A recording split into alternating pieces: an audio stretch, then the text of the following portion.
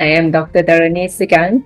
Over the past 16 years, I have been fortunate to involve myself in the aquaculture industry in the area of the feed, nutrition, as well as farming. My goal has always been to develop the feeds that are not just only nutritionally complete, but also economically viable and importantly, they're environmentally sustainable for various water species. Currently, as the facilitator for Aquaculture Nutrition AgriSchool, organized by progressors, my focus is on sharing practical insights and techniques with all of you. And in this session, you can expect to learn about optimizing feed performance and selecting the right ingredients, as well as applying advanced formulation techniques tailored for major Asian aquaculture species. Plus, you get to apply all of this knowledge in the practical exercise.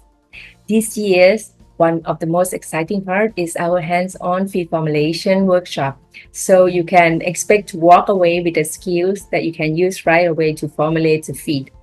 And this is also a fantastic chance to meet and connect with the industry experts and fellow professionals from around Asia. Whether you are looking to gain new insights or make valuable connections, this course is for you. And I'm very excited to be part of this learning journey where together we can explore ways to enhance aquaculture practices for a sustainable future. Thank you.